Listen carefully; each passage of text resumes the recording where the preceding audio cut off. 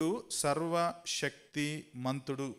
God is omnipotent. Omnipotent ఇంకా రెండు ఉంటాయి ఆమ్ని అనే పేరు మీద. చెప్తారు ఎవరైనా? ఏంటి ఆమ్నీషియన్స్ అంటే? సర్వజ్ఞాని. ఇంకొకటి ఆమ్ని ప్రెజెన్స్ అంటే ఏంటి? సర్వాంతర్యామి కాదు, సర్వవ్యాపి. ఓకే, సో ఇది ఆమ్ని పొటెంట్. సో మీకు అక్కడ ఫస్ట్ పారాగ్రాఫ్లో ఉంది, పాల్ వాషర్ గారు దాన్ని వివరిస్తాడు. ఆమ్ని అని అంటే ఏంటి? ఆల్, సర్వం అని అర్థం. ఆమ్ని అంటే ఆల్, పోటెన్స్ అంటే శక్తి. అందుకే మనం పోటెన్సీ అంటాం. ఓకే, ఇంగ్లీష్లో అంటే ఏంటి? బలము లేకపోతే శక్తి అని అర్థం. సో ఈ లాటిన్ పదమైన ఆమ్ని పోటెన్స్ని మనం తెలుగులో కనుక తర్జుమా చేస్తేనే వచ్చింది ఏంటంటే అపరిమితమైన లేకపోతే అనంతమైన శక్తి.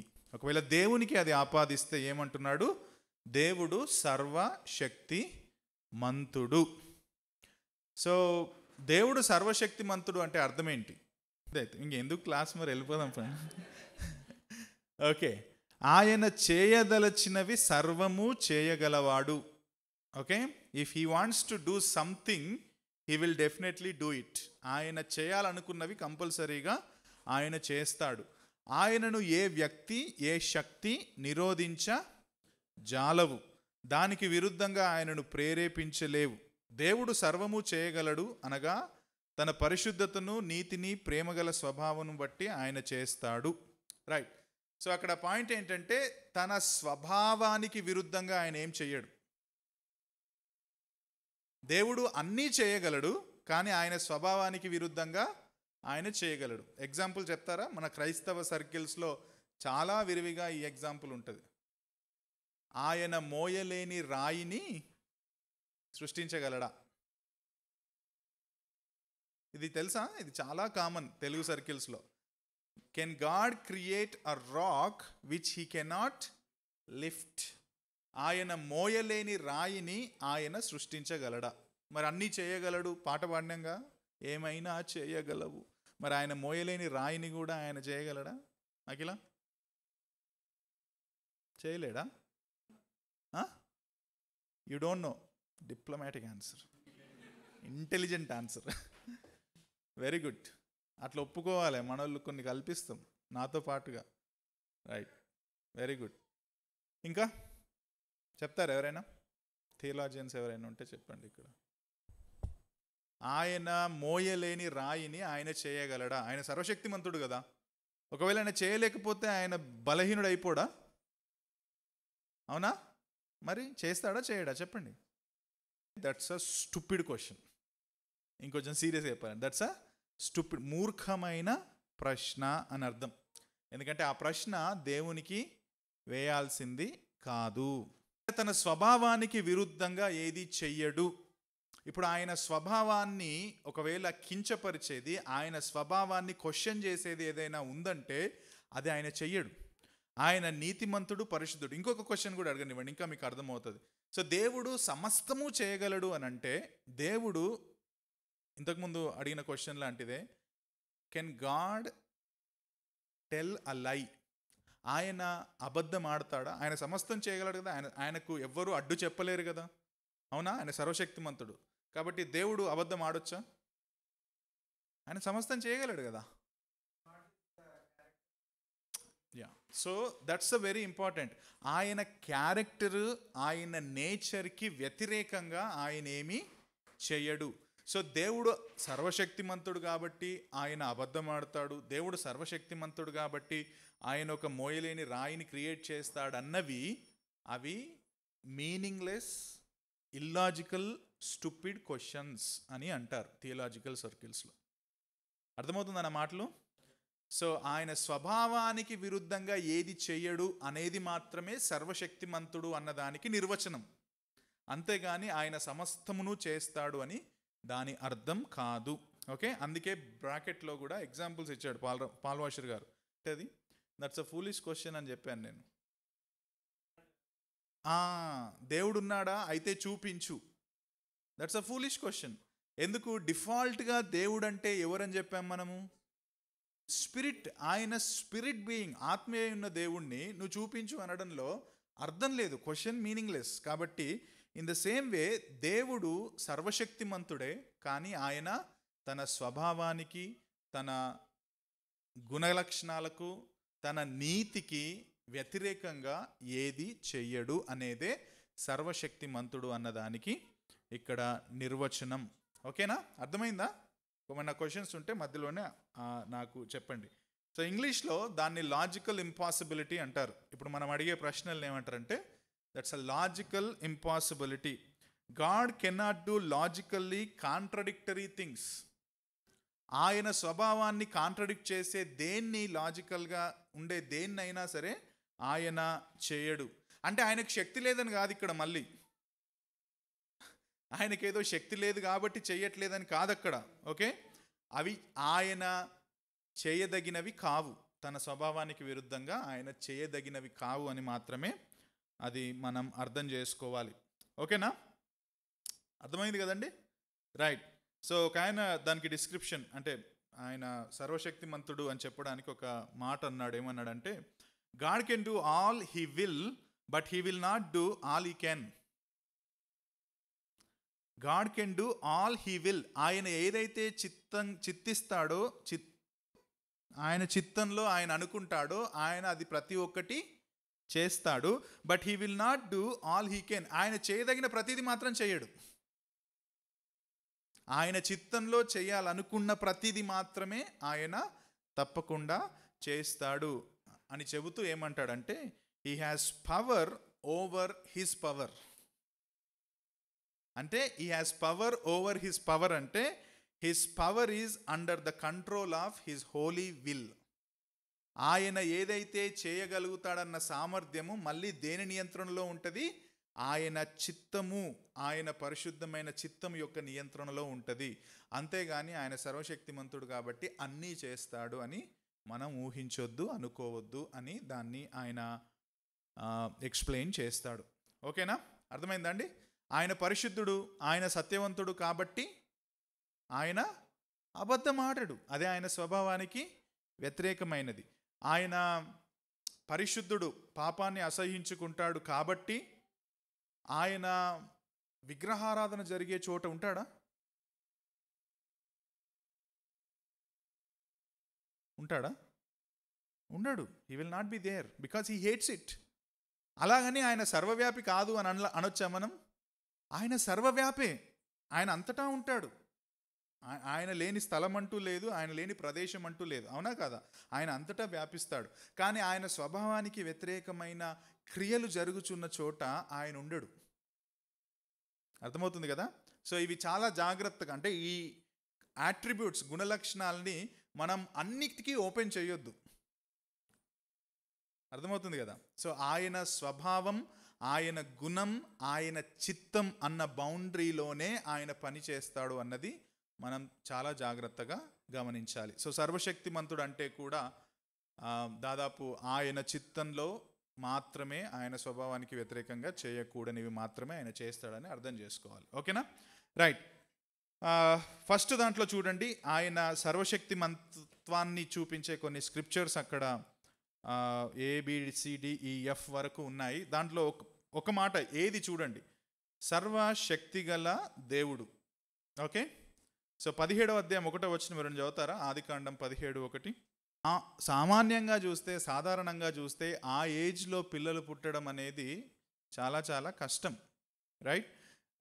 అందుకే బహుశా సారమ్మ కూడా ఏం చేసింది, నీకు పిల్లలు పుడతారంటే నవ్వింది. ఆల్రెడీ ఆమె ఏమంటారు, వయస్సు ప్లస్ హార్మోనల్ థింగ్స్ అన్నీ కూడా క్లోజ్ అయిపోయిన తర్వాత ఇప్పుడు ఎట్లా సాధ్యం అని చెప్పి ఆమె బహుశా నవ్వింది.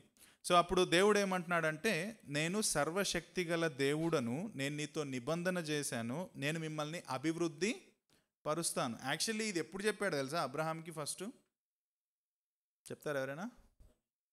12వ అధ్యాయం 1వ వచనంలో ఆయనను మొదటిసారి పిలిచినప్పుడు, నువ్వు నేను చూపిస్తున్న ప్రదేశానికి, దేశానికి నువ్వు వెళ్ళు, నిన్ను అభివృద్ధి చెందిస్తాను అంటాడు. అభివృద్ధి అంటే డబ్బులతోటి కాదు అక్కడ.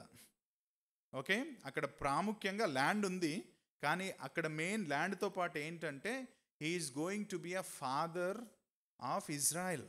ప్రజలుగా ఆయన విభజించబడబోతున్నాడు, ప్రజలుగా ఆయన విస్తరించబోతున్నాడు, అభివృద్ధి చెందబోతున్నాడు అనేది అక్కడ చెప్పాడు. సో అందులో భాగంగా ఎవరిని ఇస్తానని చెప్పాడు? సంతానం ఇస్తా అన్నాడు. కానీ ఇక్కడ చూస్తేనేమో శరీరం అంతా ముసలితనం అయిపోతుంది. కానీ దేవుడు నిబంధనను గుర్తు చేస్తూ ఏమంటున్నాడంటే, it's from your perspective it may be impossible, but I am who సర్వశక్తి, ఐఎమ్ అన్ ఆమ్నిపోటెంట్ గాడ్. నాకు ఆ శక్తి ఉంది, నాకు ఆ బలం ఉంది అని ఎవరికి గుర్తు చేస్తున్నాడు? అబ్రహాంకి గుర్తు చేస్తున్నాడు. సో మనం ఇంకొంచెం వెనక్కి వెళ్దాం, దీంట్లో లేదు, నేను ఇంకొంచెం వెనక్కి వెళ్ళి చెప్తున్నా. అబ్రహామును 12వ అధ్యాయంలో పిలిచాడు. ఇంకా వెనక్కి వెళ్తే దేవుని సర్వశక్తిమత్వం మనకి ఎక్కడ కనబడుతుందో చెప్పండి. సర్వశక్తిమత్వం జెనసిస్ 1లో మనం నిర్వచించవచ్చు. శూన్యంలో నుండి సమస్తాన్ని దేవుడు తాను చేయదలిచినది చేశాడు. అది ఎట్లా చేశాడు? తన బలముతో, శక్తితో చేశాడు. అర్థమవుతుందా? So that is what power is. The power of God అంటే when there was nothing, everything came into existence and he wants to do in that way. 6 రోజుల్లో చేయాలనుకున్నాడు, 6 రోజుల్లో చేశాడు. అది కాలేదు కదా, ఇంక ఎక్స్ట్రా డేస్ ఏమైనా అయిందా? సో ఆయన చేయదలుచుకున్నది, అసాధ్యమైనది ఆయన చేసి ముగించడం అనేది మనకు బైబిల్ 1వ అధ్యాయం నుంచే ఆయన సర్వశక్తిమత్వం కనబడుతుంది. మనం ఎక్కడో తర్వాత చూడాల్సింది కాదు. ఫస్ట్ చాప్టర్లోనే దేవుడు ఏమై ఉన్నాడు, ఆయన నిత్యుడు అని నేర్చుకున్నాం 1వ అధ్యాయంలో, అవునా? ఆయన త్రిత్వమై ఉన్న దేవుడు అని నేర్చుకున్నాం 1వ అధ్యాయంలో, అవునా? ఆయన సృష్టికర్త అని నేర్చుకున్నాం 1వ అధ్యాయంలో, అవునా? ఇప్పుడు చూడండి, ఆయన సర్వశక్తిమంతుడు అనేది కూడా మనకు ఆ 1-2 అధ్యాయాల్లోనే దేవుడు రాయించాడు. ఆయన మనిషిని మట్టితో చేయాలనుకున్నాడు, మట్టితో మనిషి వచ్చేసాడు. That is the power of God. ఆయన చేయదలుచుకున్నది డెఫినెట్గా చేస్తాడు. అది ఆపే, లేకపోతే ఆ పనిని నిరోధించే శక్తి ఇంకెవరికైనా ఉందా అంటే ఇంకెవరికి లేదు. సో దట్ ఈస్ వాట్ సర్వశక్తిమంతం అని అంటే, రైట్? చివరి మాట కూడా చూద్దాం. 1వ అధ్యాయం 49, ల్యూక్ 1:49. చదువుతారా?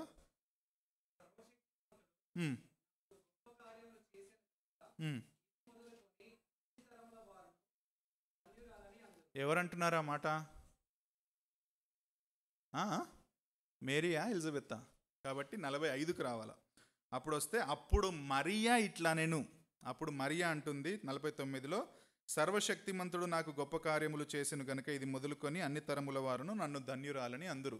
ఇప్పుడు చెప్పండి, ఆమె సర్వశక్తిమంతుడని ఏ ఆస్పెక్ట్లో మాట్లాడుతుంది ఆ మాట?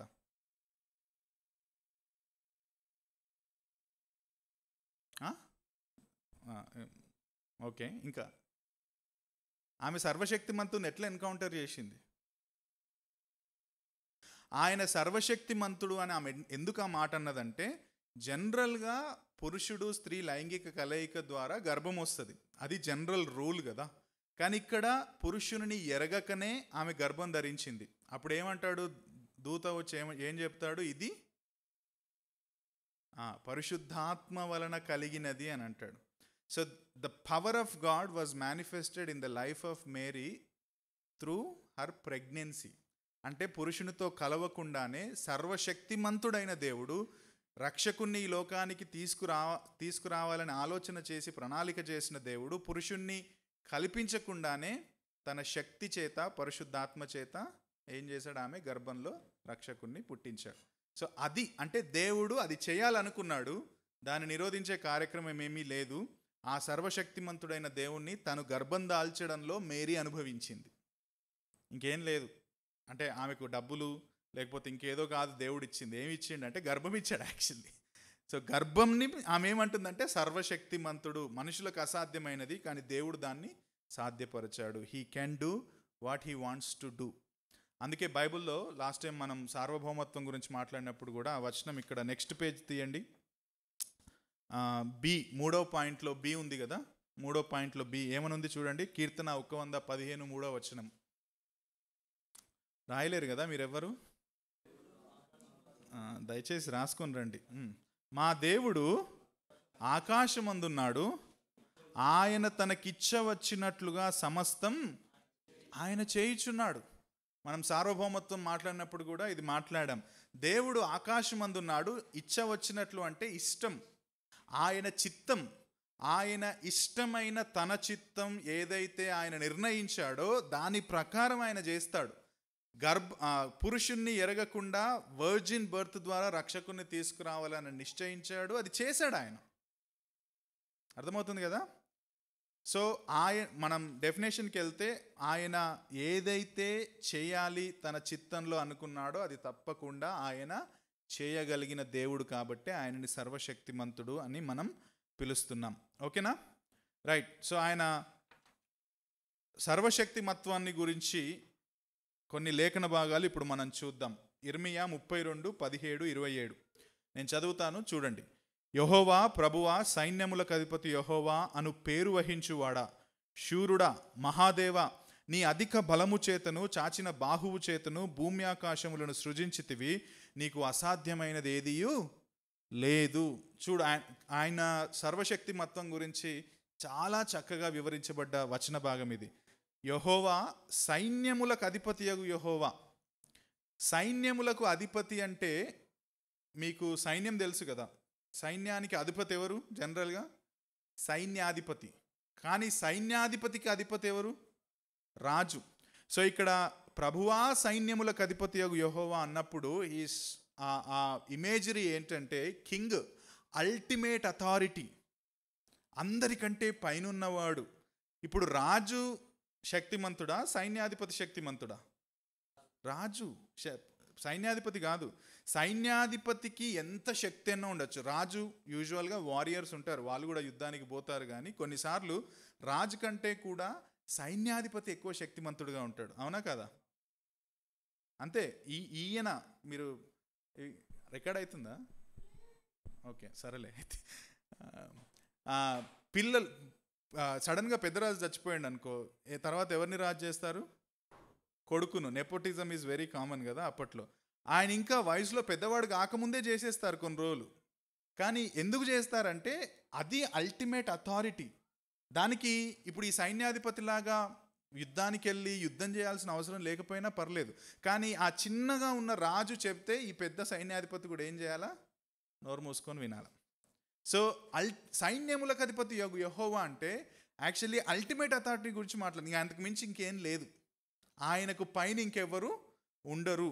సో చెబుతూ యెహోవా అను పేరు వహించువాడా, శూరుడా, మహాదేవ, అధిక బలము గల దేవ, బాహువు చేత భూమి ఆకాశములను సృజించినవాడా, నీకు అసాధ్యమైనది ఏదీ లేదు అంటున్నాడు. ఇన్ అదర్ వర్డ్స్, సింపుల్గా చెప్పాలంటే యెహోవా సర్వశక్తిమంతుడవైన దేవా అంటున్నాడు అక్కడ ఇర్మియాలో. అంతే. యెహోవా సర్వశక్తిమంతుడవైన దేవా, ఆయనకు అసాధ్యమైనది ఏమీ లేదు. ఇప్పుడు మనం మాట్లాడుకున్న క్వశ్చన్స్ కూడా ఆయనకు అసాధ్యమని చేయట్లేకపోవడం కాదు, ఆయనకు బలహీనుడని చేయడం కాదు, ఆయన మోయలేని రాయిని, అబద్ధం ఆడని తత్వం, అది ఆయన శక్తిహీనుడని కాదు అక్కడ. ఆయనకి ఇష్టం లేదు. Very good. ఆయన అట్లా చెయ్యడు తన స్వభావానికి వ్యతిరేకంగా. కానీ ఆయనకు అసాధ్యమైనది, ఆయన స్వభావంలో అసాధ్యమైనది మాత్రం ఏది లేదు అనేది మనకిక్కడ తెలుస్తుంది. రైట్. మత్తయి 19:26 ఇది కూడా మనకు తెలుసు. 19:26 రాశారు ఎవరైనా? ఏమన్నాడు? ఇది మనుషులకు అసాధ్యమే కానీ దేవునికి ఏ కాంటెక్స్ట్లో చెప్పాడు చెప్పండి. అది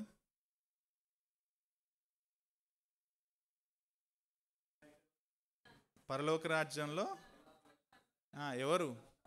ధనవంతులు పరలోక రాజ్యంలో ప్రవేశించుట చాలా దుర్లభం, కష్టం అని అంటే, అట్లయితే ఎవరు రారు అని అంటే శిష్యులు అంటే అట్లయితే కష్టం కదా, ఎవరు రక్షించబడరు కదా అంటే అప్పుడు అంటాడు ఇది మనుషులకు అసాధ్యమే కానీ దేవునికి సాధ్యము.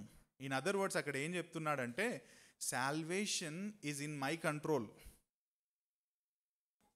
సాల్వేషన్ ఇచ్చేది ఎవరు? దేవుడు.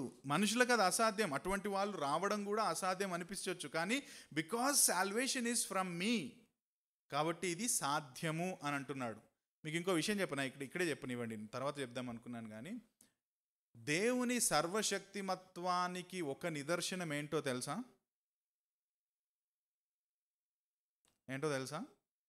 రక్షణ. The very work of salvation is the sign of God's omnipotent work. ఆయన సర్వశక్తి మంతుడు అని చెప్పడానికి ఒక నిదర్శనం ఏంటంటే మన జీవితాల్లో ఆయన చేసిన రక్షణ కార్యం. రక్షణ కార్యం ఎవరి వల్ల వచ్చింది? ఎఫెసీ పత్రికలో ఏమని ఉంటుంది? 2వ అధ్యాయం 8-9, మీరు కృప వలన విశ్వాసము ద్వారా రక్షించబడిన వారు, ఇది మీ వలన కలిగినది కాదు, దేవుని వలననే కలిగినది. సో సాల్వేషన్ ఈజ్ ఆల్సో శక్తివంతమైన కార్యం, దేవుని కార్యం. అది ఏం చేస్తాడు? సాల్వేషన్లో అపరాధములలో పాపములలో చచ్చిన స్థితిలో ఉన్న మనల్ని దేవుడు మొదట ఏం చేస్తాడు చెప్తారా? రక్షణ క్రమం ఎవరైనా చెప్తారా? ఫస్ట్ ఏం జరుగుతుంది? రీజనరేషన్. పరిశుద్ధాత్మ ద్వారా మన చచ్చిన స్థితిని ఆయన మొదట ఏం చేస్తాడు? పునరుజ్జీవింపజేస్తాడు. ఆయన పునరుజ్జీవింపచేసిన తర్వాత ఆయన సువార్త ద్వారా మనల్ని పిలుస్తాడు. అప్పుడు మనకు విశ్వాసమునిచ్చి మనం ఆ సువార్తను అంగీకరించడానికి దేవుడు సహాయం చేస్తాడు. కాబట్టే మనం ఏమవుతాం? తర్వాత రక్షించబడతాం. సో ఇది ఎవరి వలన కలిగినది కాదు, మనుషుల వలన కలిగినది కాదు, దేవుడు చేసే శక్తివంతమైన కార్యం. పరిశుద్ధాత్మ. చాలామంది కామెంటేటర్స్ యాక్చువల్లీ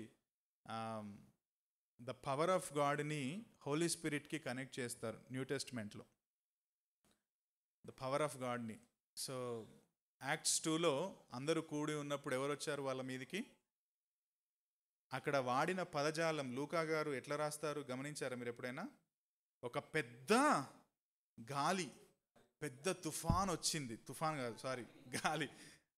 ఆ గాలిలో పరిశుద్ధాత్మ దేవుడు వాళ్ళ మీదికి రావడము, పరిశుద్ధాత్మ కమ్ముకున్నప్పుడు వాళ్ళందరూ భాషల్లో మాట్లాడడం. ఇట్స్ లైక్ ఆ బిగ్, ఇట్లా పెద్ద సునామీది ఇట్లా వచ్చిపోతుంది చూడు, అట్లా అది వచ్చింది. అంటే దేవుడు పరిశుద్ధాత్మను పంపినప్పుడు కూడా ఇట్లా సాధారణంగా పంపలేడు. అర్థమవుతుందా? సృష్టిని కాస్త యేసుక్రీస్తు ప్రభు చనిపోయినప్పుడు ఏమైంది? సృష్టిలో చీకటి కమ్ముకుంది. ఇంకేమైంది? భూకంపం వచ్చింది. సో సృష్టిలో, కాస్మోస్లో, అంటే ఆకాశంలో, భూమిలో ఆ విధంగా అయితే కంపించాయో, in the same way there was a power when the spirit of God came. పరిశుద్ధాత్ముడు వచ్చినప్పుడు కూడా ఆయన ఆ విధంగానే మేనిఫెస్ట్ చేయించాడు. సో న్యూ టెస్ట్మెంట్లో చాలాసార్లు పవర్ని పరిశుద్ధాత్మతో చాలామంది కామెంటేటర్స్ కనెక్ట్ చేస్తారనమాట. సో ఇక్కడ కూడా రక్షణ కార్యం ఒక రకంగా చూస్తే పరిశుద్ధాత్మ ద్వారా మన అంతరంగంలో చేసిన కార్యం దేవుని శక్తికి నిదర్శనంగా చాలామంది చెబుతూ ఉంటారు. అర్థమవుతుందా? దేవుడు సర్వశక్తిమంతుడు కనుకనే మనం ఏమయ్యామంటే రక్షించబడ్డాం. ఆయన రక్షణ కార్యాన్ని కూడా తన బలముతో, శక్తితో మనలో చేశాడు అని మనం అర్థం చేసుకోవచ్చు. రైట్, 3వ పాయింట్ దగ్గరికి రండి. యోబు 42:1-2. ఇది కూడా మంచి వచనం. జోబ్ 42:1-2. ఏమంటున్నాడు జోబు? నీవు సమస్త క్రియలను చేయగలవనియు, నీవు ఉద్దేశించినది ఏదియు నిష్ఫలము కానేరదనియు నేనిప్పుడు తెలుసుకున్నాను. నువ్వేదైతే అనుకుంటావో అది కంపల్సరీ నువ్వు చేస్తావు. పారాఫ్రేజ్ చేస్తే, నువ్వు ఒకవేళ ఉద్దేశించింది జరగకుండా అసలు నిష్ఫలం కాదు, అది కంపల్సరీ అవుతుంది. అది దాన్ని ఓల్డ్ టెస్ట్మెంట్లోనే ఒక మాట ఉంటుంది, ఐ థింక్ ఐజయాలో అనుకుంటా. దేవుని నోటి నుండి వచ్చిన మాట తన పని చేయకుండా వెనక్కి రాదు అని ఉంటుంది. అవునా కదా? సో ఎందుకంటే ఈవెన్ ద పవర్, ఆయన వర్డ్లో కూడా పవర్ ఉందని, because is a powerful God. ఇంకెక్కడ చూడొచ్చు అండి ఆయన పవర్ని? పాత నిబంధనలు ఇంకెక్కడైనా చూడొచ్చా ఆయన శక్తిమత్వాన్ని? Very good. నాకు దాన్ని అంటే మిగతా తెగుళ్ళు ఉంటాయి. యాక్చువల్లీ ఎర్ర సముద్రానికి రాకముందే తెగుల్లోనే ఆయన యొక్క శక్తిని మనం చూడొచ్చు. అసలు ఎక్సడస్ అన్న మూవీ చూస్తుంటే, మూవీలో ఉంటుంది, నిర్గమాకాండం ఇంగ్లీష్లో మూవీ ఉంటుంది. ఆ మొత్తం సముద్రం కప్పలతోటి నిండిపోవడము, లేకపోతే ఎర్రగైపోతే ఏమవుతుంది? తాగలేము. లోపట ఉన్న అవన్నీ కూడా పైకి తేలుతాయి, చేపలు గీపలు అన్నీ చేరి కంపు కొడతా ఉంటాయి. ఆ తర్వాత వడగండ్లు పడతాయి వాళ్ళ మీద. మిడతలు కొన్ని ఇట్లా సమూహాలుగా కోట్లు వచ్చేసి మిడతలు అన్నీ తినేస్తాయి. పశువులు అన్నీ కూడా చనిపోతాయి. మీకు గుర్తున్నాయి అవన్నీ తెగుళ్ళు? ఈ తెగుళ్ళు జరిగినప్పుడు మనకేం కనబడుతుందంటే దేవుని శక్తి కనబడుతుంది. దేవుడు ఏదైనా చేయగలడా కాదా? ఆయన అది చేయాలనుకున్నాడు. ఎందుకు చేయాలనుకున్నాడు? ఆయన ఎంత శక్తిమంతుడో, ఇశ్రాయేలీయులను కాపాడుతున్న దేవుడు ఎంత శక్తిమంతుడో ఫరోకు చూపించాలని తన శక్తితో అవి ఆయన చూపించాడు. సరే, వాళ్ళు అక్కడి నుంచి బయటికి వచ్చారు. బయటికి వచ్చిన తర్వాత ఫస్ట్ డే అంటే ఇనీషియల్ డేస్లోనే దేవుడు అద్భుతమైన కార్యాన్ని చేశాడు. ఏంటా కార్యం? ఎర్ర సముద్రాన్ని రెండుగా చీల్చడం. ఇట్స్ అద్భుతమే. అన్నా కురిపించడం కూడా అద్భుతమే. రాయి నుండి నీటిని రప్పించడము అద్భుతమే. అన్నీ అద్భుతాలే. So he is omnipotent. ఆయన ఆల్ పవర్ఫుల్ గాడ్ కాబట్టే ఇవన్నీ ఆయన చేయగలడు. ఆయన చేయాలనుకున్నది నిష్ఫలం ఎప్పుడు కాదు అనేది యోబు ఇక్కడ చెప్తున్నాడు. ఇంకో మాట కూడా చెప్పండి, యోబుది వచ్చింది కాబట్టి ఇక్కడే చెప్తా. ఈవెన్ సాతాను యొక్క శక్తి కూడా, సాతాను శక్తిమంతుడా కాదా? కానీ సాతాను యొక్క శక్తి కూడా దేవుని శక్తిలోని పరిమితుల్లోనే ఉంటుంది. He is powerful. Satan is also powerful. గర్జించు సింహము వలె ఎవరిని మింగుదునా అని చూస్తున్నాడు. ఆయనకు పవర్ లేకుండా ఎందుకు చేస్తాడు? ఈజ్ అ పవర్ఫుల్, డెఫినెట్గా పవర్ఫుల్. కానీ ఆయన శక్తి దేవుని శక్తికి మించింది కాదు. Even Satan power also within the boundary of God's power. He has ultimate control. God has ultimate control even over Satan. సాతాను మీద కూడా నియంత్రణ ఎవరికి ఉంటుంది?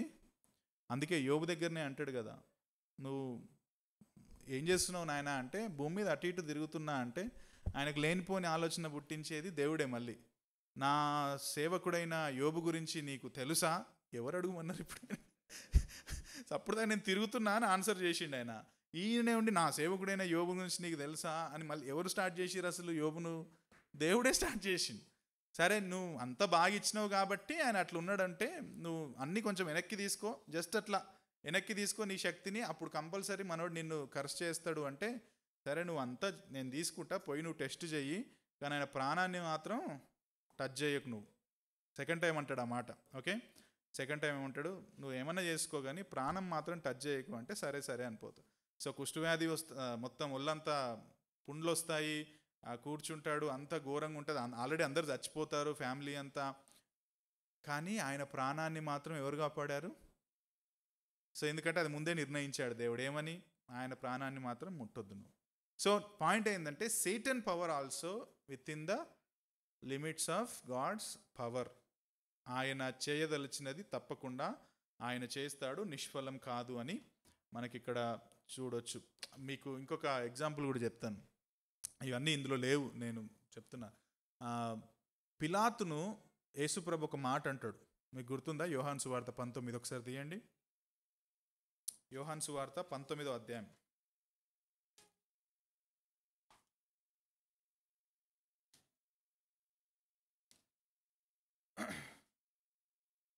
పదకొండవ వచనం చూడండి. 10వ వచనం. గనుక పిలాతు, నాతో మాట్లాడవా? నిన్ను విడుదల చేయుటకు నాకు అధికారం గలదు, నిన్ను సిలువేయుటకు నాకు అధికారం కలదని నీ వెరుగవా అని ఆయనతో అనెను. అందుకు యేసేమన్నాడండి, పైనుండి నీకు ఇయ్యబడి ఉంటేనే తప్ప నా మీద నీకు ఏ అధికారమును ఉండదు. సో మనోడేమనుకున్నాడంటే నేను సర్వశక్తిమంతుణ్ణి అనుకున్నాడు. ఎవరు? పిలాతు. ఐ హ్యావ్ అథారిటీ, నేను దలుచుకుంటే బిడ్డ నిన్ను సిలువకు పంపిస్తా అన్నట్టుగా నాకు అధికారం ఉంది అంటే ఆయన, this is one aspect of, అంటే యేసుక్రీస్తు ప్రభుకున్న శక్తిని గురించి చెప్పిన వచన భాగం ఇది. పైనుండి నీకు ఇయ్యబడి ఉంటేనే తప్ప నా మీద నీకు ఏ అధికారమును ఉండదు. సో ఇక్కడ దేవుని సర్వశక్తిమంత్వం ఎంత నియంత్రణలో ఉంటుంది ప్రతి విషయంలో అనేది యేసుక్రీస్తు కూడా పిలాతుకు చెప్పినట్టుగా మనం అర్థం చేసుకోవచ్చు.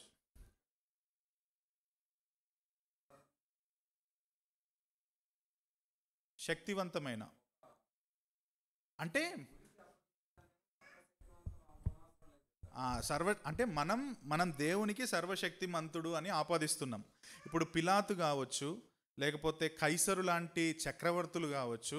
సో వాళ్ళకు వాళ్ళే దేవుళ్ళు అనే అవగాహన ఉండేది. ఎందుకంటే వాళ్ళకున్న అవగాహన మన బైబిల్ సంబంధమైన అవగాహన కాదు. వాళ్ళకు పైన యెహోవా దేవుడున్నాడు, మెస్సయ్య ఉన్నాడు, ఆయన సర్వశక్తిమంతుడని కాదు. చక్రవర్తులు అందరూ కూడా వాళ్ళే దేవుళ్ళుగా ప్రజల ముందు చూపించుకునేవాళ్ళు. అందుకే వాళ్ళు ఏం చేసేవాళ్ళంటే, మనం నెబుకద్నెజర్ దగ్గర కూడా చూస్తాం, ప్రతిమలు కట్టించుకొని దానికి పూజించండి, దానికి ఆరాధించండి అంటున్నారు. ఎందుకంటే వాళ్ళు తమను తాము దేవుళ్ళుగా ప్రజల ముందు చూపించుకున్నారు. దేవుళ్ళకి ఏముంటుంది? అధికారం ఉంటుంది. I can do anything. So కాబట్టి ఇక్కడ పిలాతు కూడా నాకు అధికారం ఉంది అని చెప్పడానికి ఆ మాట అంటున్నాడు. కానీ దేవుడు ఇక్కడ యేసుప్రభు కొట్టిపారేసిండు, నీకేం లేదు నాయన, అంత పైన దేవుడిది ఉంది, ఆయన సర్వశక్తిమంతుడు, ఆయన అధికారం ఇస్తేనే నీకు అవుతుంది అని చెప్పేసి దాన్ని కొట్టిపారేశారు. సో ఇన్ దట్ సెన్స్లో దాన్ని అర్థం చేసుకోవాలి. Okay, right. సో ఇప్పుడు మనం నెక్స్ట్ పేజ్కి వద్దాం. నెక్స్ట్ పేజ్లో ఆ మాట వచనం చూడండి. ఆ వచనం నాకెందుకో ప్రస్తావిస్తే మంచిది అనిపించింది. దానియేలు 4:35. డానియల్ చాప్టర్ 4 వర్స్ 35 చదువుతారా? భూనివాసులందరూ ఆయన దృష్టికి ఎన్నికకు రానివారు, పరలోక సేనల ఎడలను తన చిత్తం చొప్పున జరిగించువాడు, ఆయన చేయి పట్టుకొని నీవేమి చేయుచున్నావని ఆయనతో చెప్పుటకు ఎవడునూ సమర్థుడు కాదు. ఇంకా దాన్ని ఎక్స్ప్లెయిన్ చేయదలుచుకోలేదు నేను. ఆయన సర్వశక్తిమంతుడు అన్నదానికి చాలా క్లియర్గా అక్కడ 4వ అధ్యాయంలో దానియేలులో మనం చూస్తాం. Okay, right. అలసిపోడు, సర్వశక్తిమంతుడు అలసిపోడు. Okay, right. అలసిపోని తనం నీకు అప్లికేషన్ ఏంటి? ఆయన అలసిపోడు అని తెలుసుకున్నావు. What does it mean to you?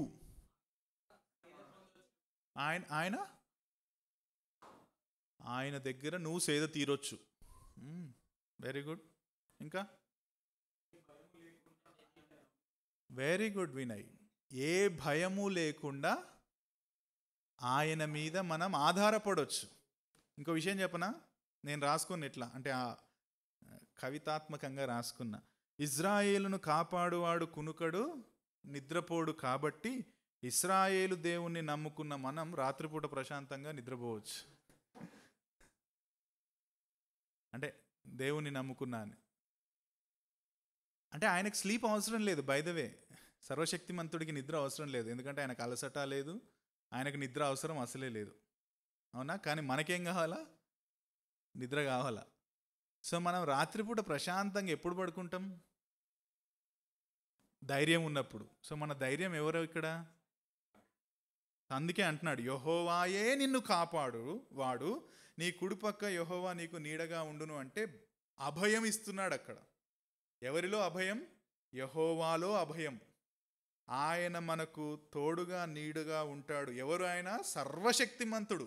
ఆయనకు అసాధ్యమైనది ఏదీ లేదు.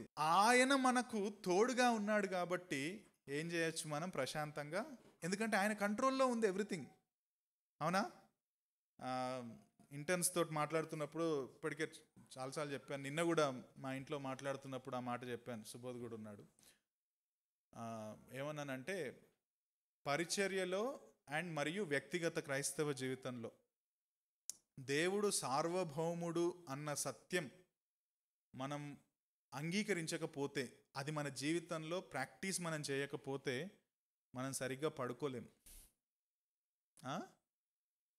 యాంగ్జైటీ దాంట్లోంచే వస్తాయి అవన్నీ.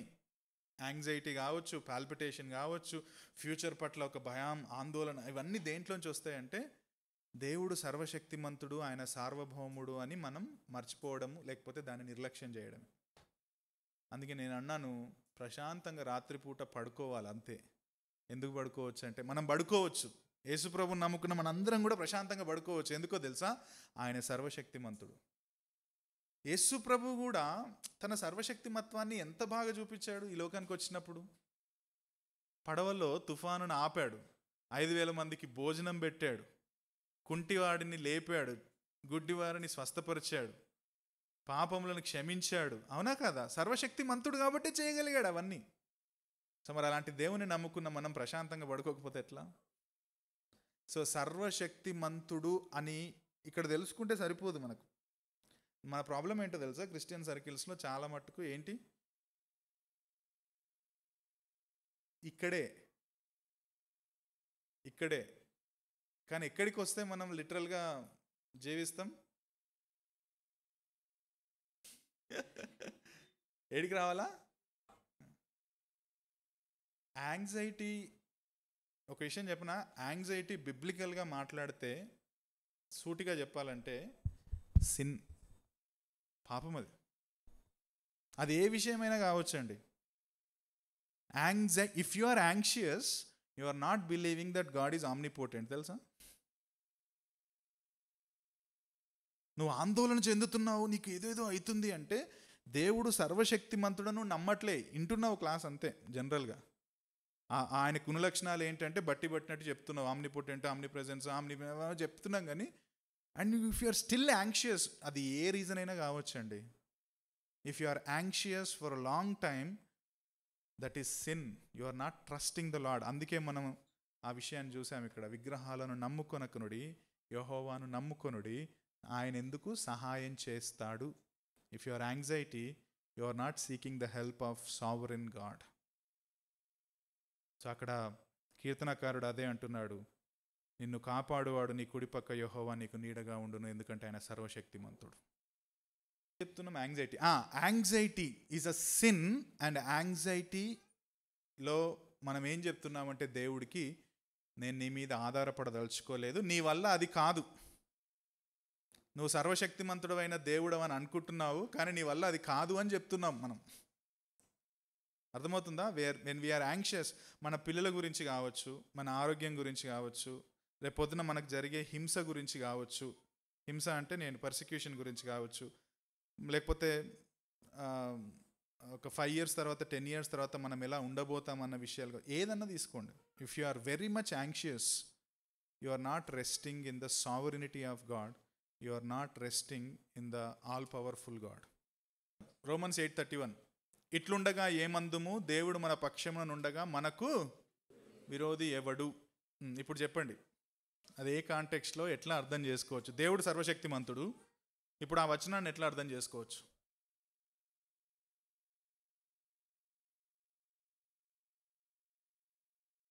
ఆలోచన చేయాల.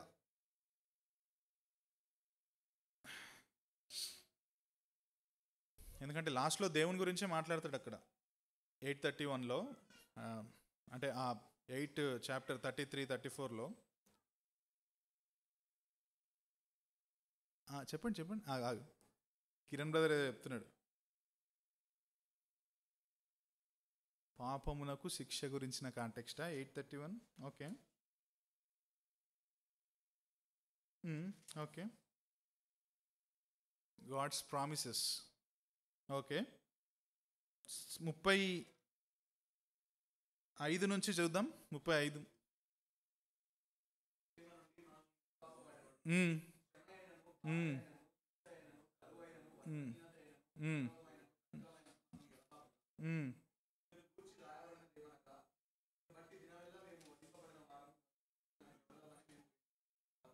38, 39.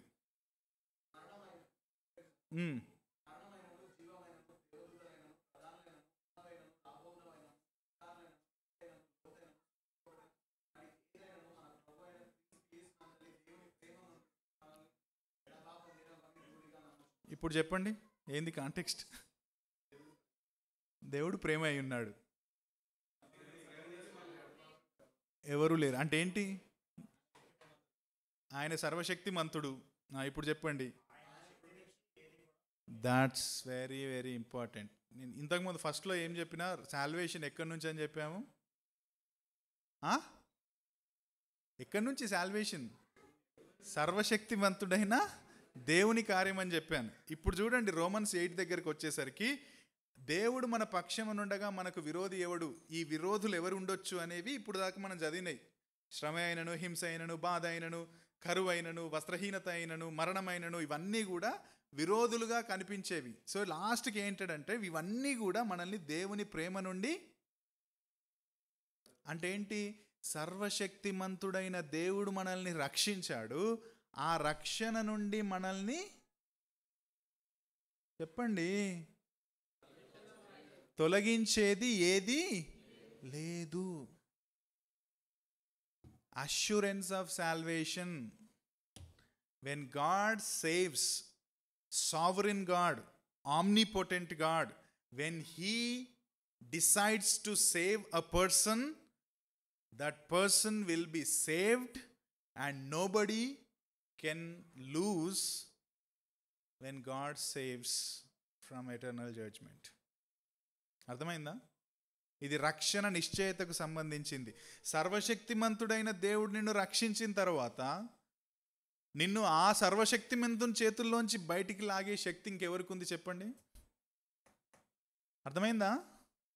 కనెక్షన్ అర్థమైందండి? Salvation is secured. అది ఏదైనా సరే, మరణం, జీవం, ఇంకేదైనా సరే, నిన్ను సర్వశక్తిమంతుడైన దేవుని చేతిలో నుండి రక్షణ మనం కోల్పోము అనే సిద్ధాంతం తెలుసా? విన్నారా? ఎవరైనా ఇక్కడ ఉన్నారా మేము రక్షణ కోల్పోతామని చెప్పేవాళ్ళు? ఒకవేళ మీరుంటే నాతో మాట్లాడండి తర్వాత. వెన్ సర్వశక్తిమంతుడైన దేవుడు రక్షించిన తర్వాత ఆ సర్వశక్తిమంతుడైన చేతిలోంచి తీసుకొని మనల్ని బయటికి తీసగలుగుతున్నాడంటే ఈయన ఎవరైతారు? ఈయన దేవుడు అవుతాడు. అది అపవాది కావచ్చు, మరణం కావచ్చు, జీవం కావచ్చు, ఏదైనా సరే, వస్త్రహీనత కావచ్చు. అప్పుడు ఈయన దేవుడు సర్వశక్తిమంతుడు అవ్వడు, ఈయన సర్వశక్తిమంతుడు అవుతాడు. కానీ నిర్వచనం ప్రకారం ఆయన చేసేది ఎవరు కూడా నిరోధించలేరు. When God saves, he saves. Nobody can come and say that, I will change. కథ మొత్తం మార్చేది ఎవరు? దేవుడే. దేవుడు తప్ప వేరే ఎవరు మార్చలేరు కథ, తెలుసా అండి? కథ మార్చేది కేవలం దేవుడే. మన కథ, ఎవరి కథ అయినా సరే. కాబట్టి దిస్ స్క్రిప్చర్ Romans 8:31 ఏంటంటే దట్స్ అ బ్లెస్సింగ్. ఒక రకంగా మనందరికి ఆశీర్వాదం. దేవుడు నా జీవితంలో, నీ జీవితంలో రక్షణ చేశాడు, చివరి వరకు దాన్ని కొనసాగింపజేస్తాడు. ఫిలిప్పి గ్రంథంలో ఉంటుంది కదా, మీలో ఈ సత్క్రియను ఆరంభించిన వాడు యేసుక్రీస్తు దినము వరకు దానిని కొనసాగింపజేయును. సర్వశక్తిమంతుడైన దేవుడు ప్రారంభించాడు రక్షణ కార్యాన్ని. ఆ సర్వశక్తిమంతుడైన దేవుడు యేసుక్రీస్తు రెండవ రాకడ వరకు కూడా ఏం చేస్తాడు? మన రక్షణని కొనసాగింపజేస్తాడు. సో అది మనకి ఏమిస్తుందంటే సంతృప్తినిస్తుంది. Nobody can snatches from the hand of the living God. మన రక్షణ నిశ్చయత, సర్వశక్తిమంతుని రక్షణ కార్యం మనలో జరిగిందంటే అది మనకి ఏమి ఇవ్వాలంటే మళ్ళీ వెనకాలకు వస్తే ప్రశాంతంగా మనం ఏం చేయొచ్చు? పడుకోవచ్చు. Nobody can snatches from the hand of God. Okay, right. చివరిది 4:13 ఫిలిప్పి అయిపోయింది. ఇది ఒక్కటి చెప్పి నేను క్లోజ్ చేస్తాను. ఫిలిప్పి 4:13, నన్ను బలపరచు వాని యందే నేను. ఇది జనరల్గా అతి ఎక్కువగా మిస్కోట్ చేసే స్క్రిప్చర్ ఇది. ఎప్పుడు కోట్ చేస్తారు చెప్పండి? ఇది నన్ను బలపరచు అని అందే నేను సమస్తం చేయగలనని. చదవడు, ఎగ్జామ్కి చదవడు, ఏం చెయ్యడు. కానీ ఆ వచనం వచ్చింది కదా, నన్ను బలపరచును అని అందే నేను సమస్తం చేయగలను పోయి ఎగ్జామ్ రాస్తాడు. ఇంకా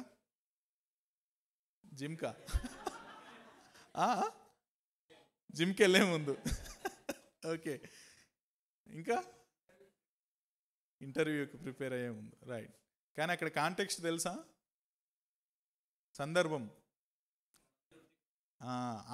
చూడండి. ఎందుకు ఎటువంటి విషయాల్లో సంతృప్తి? ఫిలిప్పి 4:13 కదా. కాంటెక్స్ట్ చూస్తే దీనస్థుతిలో ఉండగలను, ఇంకా సమృద్ధిలో ఉండగలను,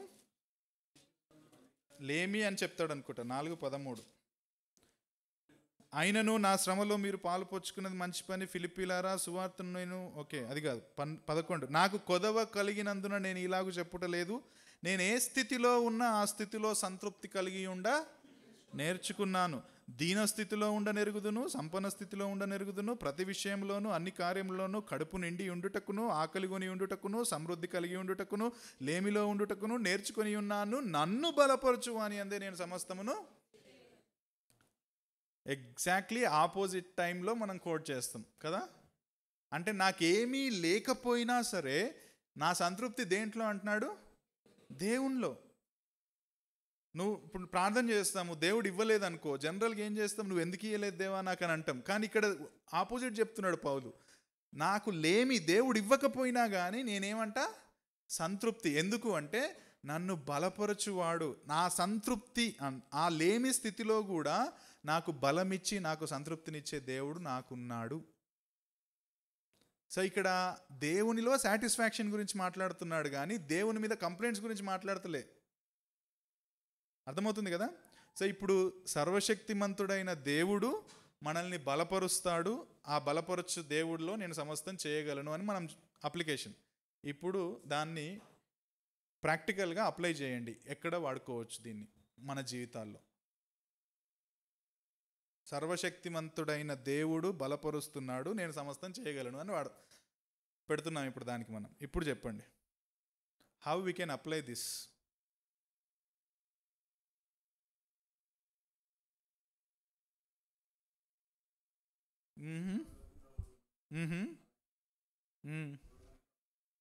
అప్పుడు జనరల్గా చేసే రెస్పాన్స్ ఏంటి? జనరల్ రెస్పాన్స్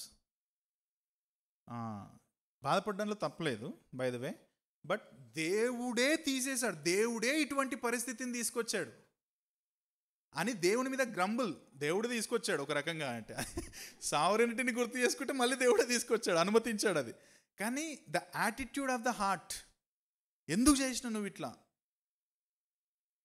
మళ్ళీ దేవుడి మీద నమ్మకం లేకుండా నెగిటివ్గా, అంటే దేవుడు ఉద్యోగం తీసేస్తే దేవుణ్ణి ప్రశ్నించి దేవుణ్ణి నమ్మకుండా దేవునిపైన గొనిగే అవకాశం జనరల్గా చేస్తాం. కానీ వినయ్ అన్నట్టు నన్ను బలపరచును అని అందే నేను సమస్తం చేయగలను అని అంటే దేవుడు ఏదో ఒక రోజు మళ్ళీ నాకు ఉద్యోగం ఇస్తుండొచ్చు, ఇవ్వకపోయినా సరే నన్ను ఆయన బలపరచు దేవుడు, ఆయనలో నేను సంతృప్తికరంగా ఉంటాను. సో దేవుడు ఇప్పుడు సర్వశక్తిమంతుడైన దేవుడు, నీకు ఇంతకుముందు జాబ్ ఇచ్చింది సర్వశక్తిమంతుడైన దేవుడే కదా, ఇప్పుడు తీసేస్తే మళ్ళీ సర్వశక్తిమంతుడైన దేవుడు నీకు జాబ్ ఇవ్వడా? ఇస్తాడు. చిన్నది కూడా ఇస్తుండొచ్చు బ్రదర్, పెద్దదే కదా. చూసినారా ఎలా ఉండాలో నేర్పిస్తాడు. నేను చాలాసార్లు చెప్పిన ఎగ్జాంపుల్, యాక్చువల్లీ ఒక తమ్ముడు కొన్ని ఇయర్స్ జాబ్ లేదు, చాలాసార్లు అసలు అన్న ఎందుకు దొరుకుతలేదు, ఏమైతలేదు, అవుతలేదు ఇయర్స్. కానీ తర్వాత ప్రతిసారి కష్టపడ్డాడు, అంటే ఓపిక పట్టాడు, మేము మాట్లాడినాం, కౌన్సిలింగ్ చేసినాం, లాస్ట్కి ఉద్యోగం వచ్చింది. దేవుణ్ణి స్తుతించాడు, మేము స్తుతించాం ఆయనకు ఉద్యోగం వచ్చినందుకు. అంటే దేవుడు నేర్పిస్తాడు, కొన్ని విషయాలు నేర్పిస్తాడు, ఆయనకు సాధ్యం అది. సర్వశక్తి సమస్త సృష్టిని చేసిన ఆయన నీకు జాబ్ ఎందుకు ఇవ్వడండి, ఒకవేళ ఇవ్వాలనుకుంటే? అర్థమవుతుంది కదా? సో నన్ను బలపరచు అని అందే నేను సమస్తం చేయగలనంటే అన్ని స్థితుల్లో, నేను రాసుకున్న అన్ని స్థితుల్లో, అన్ని పరిస్థితుల్లో, అన్ని సమయాల్లో సంతృప్తి కలిగి జీవించడానికి దేవుని శక్తి మనకు చాలినది. అది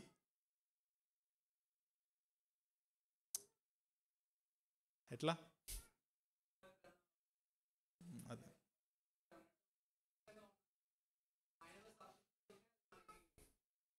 రైట్. ఎందుకు వెళ్ళొచ్చు? Very good. ఆయనకు అసాధ్యమైనది ఏదీ లేదు. ఆయన కంపల్సరీగా ఆయన చిత్తంలో ఇవ్వాలనుకుంటే ఆయన ఇస్తాడు. ఆయన నాకు అన్యాయం చేసేవాడు కాదు, ఆయనకు ఆఫ్టర్ ఆల్ ఇక జాబ్ చిన్నది పెద్ద ప్రాబ్లం కాదు అని అటువంటి దృక్పథం కలిగి సంతృప్తి కలిగి జీవించడం అనేది మన response. That should be our response. Okay, right. Okay, any questions?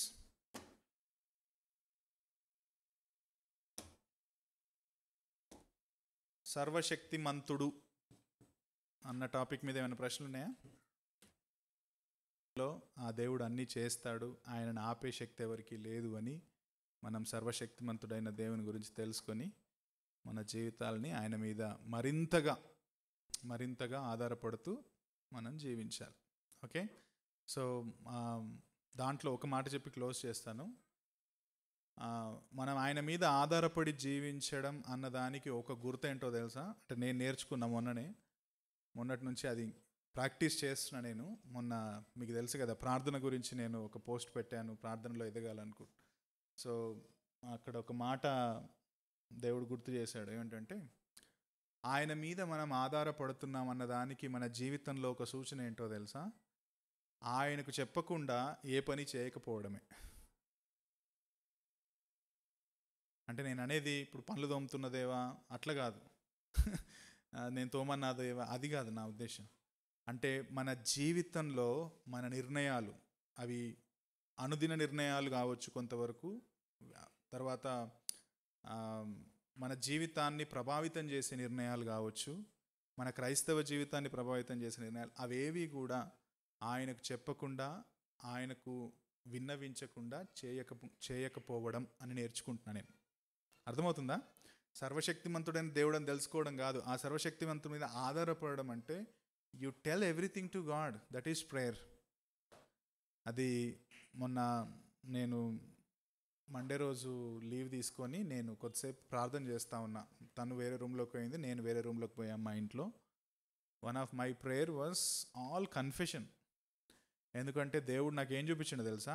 నేను చాలా విషయాలు ఆయనకు చెప్పకుండా, మినిస్ట్రీలో కూడా, నా ఫ్యామిలీలో కూడా, అంటే ఇవన్నీ జనరలే కదా, ఇవి కూడా దేవునికి ఏం చెప్పాలి అన్నట్టు, ఇవి తెలుసు కదా దేవుడికి అని అనుకుంటాం కదా కొన్ని, అవి జనరల్గా చేసుకుంటూ వెళ్ళిపోయాను. సో దేవుడు ఆ రోజు నాకు నేర్పించింది ఏంటంటే, వీటిలో కూడా నువ్వు నాకు చెప్పాలంటే ప్రేయర్, ప్రార్థన. ఆధారపడడం అంటే అదే కదా, సర్వశక్తిమంతుడైన దేవుని మీద ఆధారపడడం అంటే అది కదా. సో నేను ఆ చిన్న చిన్న విషయాలు కూడా, దేవా నేను ఇట్లా చేశాను, నేను ఇట్లా అనుకున్నాను, మినిస్ట్రీలో కూడా దీనికి మళ్ళీ నీకు చెప్పాల్సింది ఏంటి అని చెప్పి నేను అనుకున్నాను అని చెప్పి I was confessing. Actually first 10-15 minutes నేను కన్ఫెషన్ చేస్తూ ఉండే. సో పాయింట్ ఏంటంటే, ఆయన సర్వశక్తిమంతుడు అంటే ఆయన మీద మనం ఆధారపడాలి. ఆయన మీద మనం ఆధారపడాలంటే ఆయనకు చెప్పకుండా మనం ఏది చేయకూడదు. ప్రార్థనతో ఆధారపడుతూ మనం ఆయనను నమ్మాల్సిన వారమై ఉన్నాం. ఓకే, సో ఆ విధంగా ఉండడానికి దేవుడు మనకు సహాయం చేయనుగాక. దేవా, ఈ సమయంలో ఈరోజు కొన్ని మాటలు నీ గుణలక్షణానికి సంబంధించి మేము నేర్చుకున్నాం. దేవా, చాలాసార్లు ఈ విషయాలు మాకు తెలుసు, ఈ విషయాల గురించి అవగాహన ఉంది, ఈ విషయాలు మేము చెప్పొచ్చు అని అనుకుంటాం. అది కొన్నిసార్లు నిజమే. కానీ ప్రభువా, ఇది తెలిసిన మేము నిజంగా నువ్వు సర్వశక్తిమంతుడవని మాకు మా వ్యక్తిగత జీవితంలో దేవా పరిస్థితులు తారుమారైనప్పుడు ప్రాక్టీస్ చెయ్యం. అప్పుడు సర్వశక్తిమంతుడవైన దేవుని వైపు మేము చూడం, మేమే మంతులమని సిచ్యువేషన్ని మా కంట్రోల్లో మేము తీసుకోవాలని ప్రయత్నం చేస్తాం. అట్లా నేను కూడా చాలాసార్లు చేశాను. నేనే చేయొచ్చు ఇది, దానికి దేవునికి చెప్పాల్సిన అవసరం ఏముంది, ఇది నేను మాట్లాడేయచ్చు, ఇది నేను చేసేయచ్చు ఈ పని, దానికి దేవునికి చెప్పాల్సిన అవసరం కూడా లేదు, ఆయన మీద ఆధారపడాల్సిన అవసరం లేదు అన్నట్టుగా జీవించాను. మాలో కూడా చాలాసార్లు అటువంటి జీవన విధానాన్ని మేము జీవిస్తున్నామని ఒప్పుకుంటున్నాం. మా మోడర్న్ జనరేషన్లో కొన్నిసార్లు ఆ సెన్సిటివిటీని మేము కోల్పోతున్నాం. నేను కోల్పోతున్నా, చాలాసార్లు నేను కోల్పోయానని కూడా ఒప్పుకుంటున్నా. దేవా, నువ్వు సార్వభౌముడవు, సర్వశక్తిమంతుడవని కేవలం హెడ్ నాలెడ్జ్లో తెలుసుకోవడం కాదు, పరిస్థితులు తారుమారైనప్పుడు, సిచ్యువేషన్స్ అనుకూలించినప్పుడు, సాతాను మా మీద శోధనల చేత అగ్నిబాణాలతో దాడి చేసినప్పుడు కూడా దేవా, మేము నిజంగా నువ్వు మాకున్నావని, కునుకని, నిద్రపోని, కుడివైపునున్న దేవుడవని ప్రాక్టీస్ చేసి జీవించడానికి కృప దయచేయండి. నువ్వు సర్వశక్తిమంతుడవు ప్రభువా, నీ ఎదుట ఏది నిలవజాలదు. నువ్వు అనుకున్నప్పుడు దాన్ని నిష్ఫలపరిచేవారు ఎవరూ లేరు. మరి అంత గొప్ప దేవుణ్ణి కలిగి ఉన్న మేము యాంగ్జైటీ గుండా, భయం గుండా చాలాసార్లు వెళ్తూ నీ మీద ఆధారపడకుండా, నీ శక్తి మీద ఆధారపడకుండా జీవించాం. క్షమించమని అడుగుతూ, మరింతగా నీలో, నీ మీద ఆధారపడి జీవించే క్రైస్తవులుగా, నీ పిల్లలుగా మమ్మల్ని చేయమని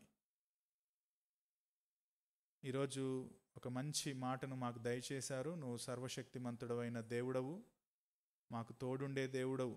ఈ మాటను జ్ఞాపకం చేసుకొని మా జీవితాలు నీకు మహిమకరంగా కట్టుకోవడానికి కృపనివ్వమని యేసుక్రీస్తు నామంలో ప్రార్థిస్తున్నాం తండ్రి. ఆమెన్.